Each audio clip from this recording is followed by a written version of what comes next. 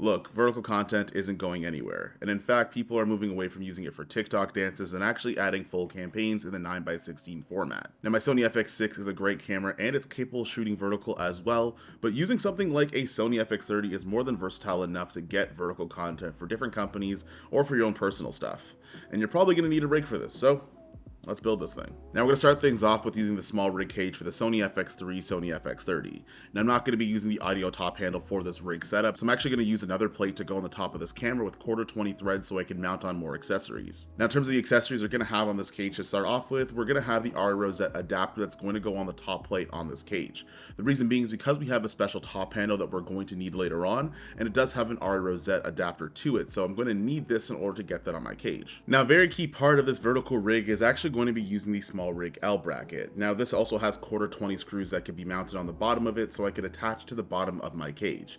Now you might notice that there is going to be one issue with actually using this L bracket, but we do have a solution that we'll get to later on in this video. But what is great about this L bracket is once mounted onto the cage, it does have 1/4 threads on it so I can attach it to a base plate. Now I decided to do a little bit of an upgrade in terms of the base plate that I'm going to use for my Sony FX30. And just for now, I'm only going to take off the quick release plate and attach it to my rig because I have other accessories.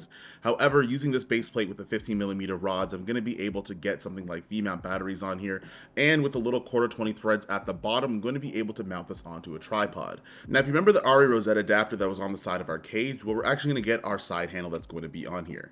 Now, the special thing about this, guy, is that there's actually a record button on the handle itself. That way, it's going to make it a lot easier for me to hit the record button, even though the Sony FX30 has a couple of them around. Putting the camera into a vertical format makes it a little bit harder for you to access the record button. So connecting this via a special cable that goes directly into your camera, all I have to do is click on the button and it actually starts recording for me. Now, SmallRig did do some future thinking here by putting a NATO rail on the side of this cage. So when I'm in my vertical format, I could just use my NATO rail top handle in order to get this on my camera. Now, I can just use a common monitor mount in order to get a monitor onto here, so it's not too different from when I was shooting in 16:9 as to when I was shooting in vertical. Now, some people might hate the monitor that I'm going to put on here, but I really don't care. It's going to be the Atomos Ninja 5, so I can record in ProRes RAW if I want to on the Sony FX30. Now, is ProRes RAW absolutely needed to get the best image out of it? Not really. It's not the biggest difference from XAVCI. However, if you know how to use it, and is it really cool when you do use it?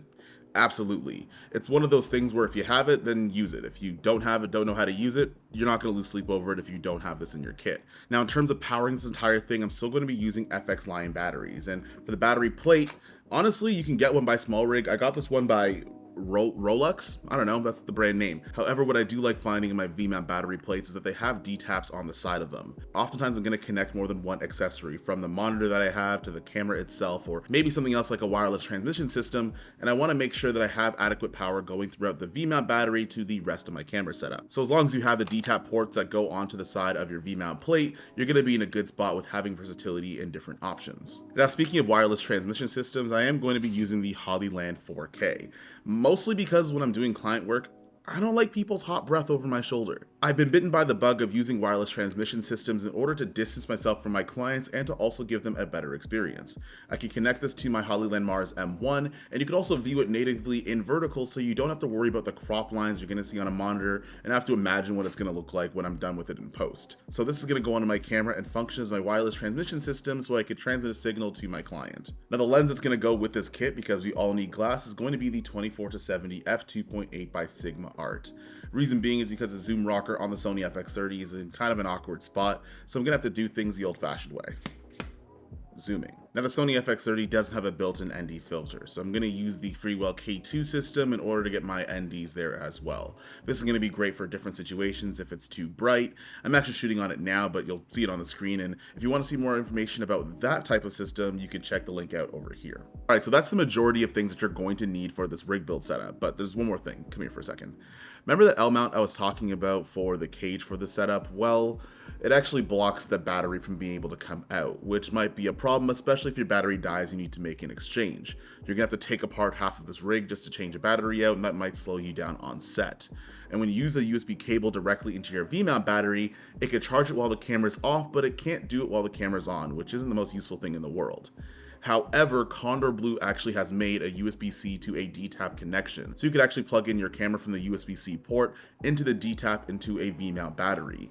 I don't have that cable on me right now, it's on order, but I still want to make this video, so I'll leave a link in the description down below, and that should solve a lot of your power issues that you might have with this rig. Okay, so with all the camera accessories that are going to be on here, this is how everything is going to look, and if you're wondering that this might look a little bit overkill, for most people, yeah. But generally speaking, the way that I'm looking at it when I build out this rig is that this is going to be used in some of the same ways that I would use if I was shooting in 16:9.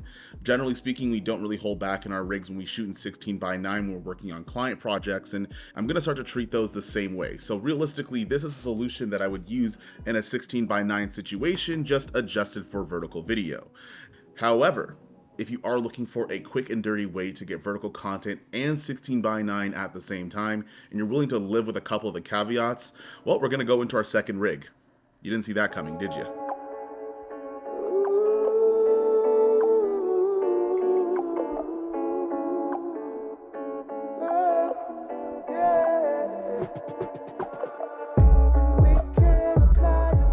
Well, Falcam actually sent me this cage for the Sony FX3 FX30, and there's something really unique about it. Now, normal cages allow you to have a bunch of different accessories by screwing in the 1/4 threads that are mounted on the cage itself. However, the Falcam system actually has quick release plates that are on all 4 sides of this cage. That means that from the top handle, the side handles, or even the bottom as well, I can maneuver around the handles in order for me to get different functionality in 16:9 or in 9:16 when I want vertical content. In fact, this is kind of what it looks like.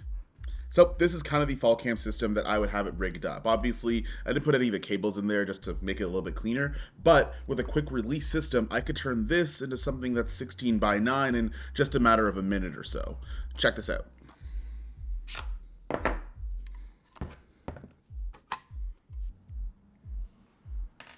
Okay, so maybe that took a little bit more than a minute, but you get the point. It's easy to move these things around without having to unscrew a bunch of things or having certain items that get lost. And it is a rig that you could shoot in 16:9 or you could shoot in vertical whenever you need to. This side handle is actually made out of a pretty decent wooden grip. It has a kind of like matte gray finish, and it also has a cold shoe at the top as well. And you're gonna get one for left and right. But the top handle is a little bit more unique in terms of how it functions. Where not only do you have this kind of NATO grip top handle design, but you also have 2 plates that are on here for quick release as well. So in this package, you're gonna get a plate that's gonna go onto here and another plate that actually goes on the bottom of your monitor. So right over here, right to my monitor mount, everything is still going to be quick released at the same time.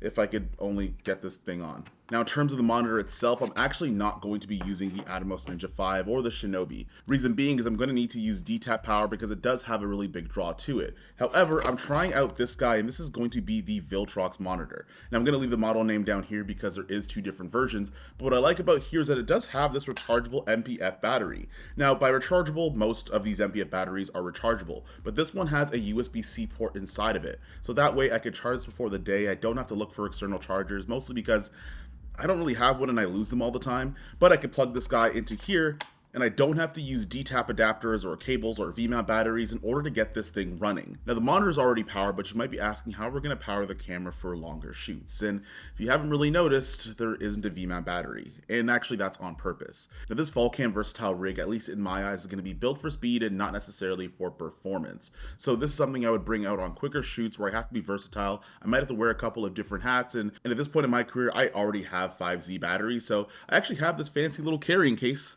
where I hold all of them inside of there. So I just put the batteries inside of this bag. This bag is a crossbody, so I just kind of have it on my person at all times. And when I need to switch, because I have the quick release system, it's incredibly easy to do that. That being said, those are 2 separate rigs that you can use in order to get great vertical content on the Sony FX30. Obviously, you could just kind of hold the camera up like this and that'll be more than fine. However, if you are on client gigs or you need different solutions in order to help you in your shooting, especially with the higher value of some of these types of content there's 2 different solutions that you could use. One that's going to be for longer shoots and the other one when you're just running gunning and you need to do a lot of things at once. That being said, a special shout out to smallrig and Falcam for sending me both of these systems. And if you want to see more videos or other rig builds, you can kind of just, I don't know, check out that one. That being said, I'll see you in the next one. Peace.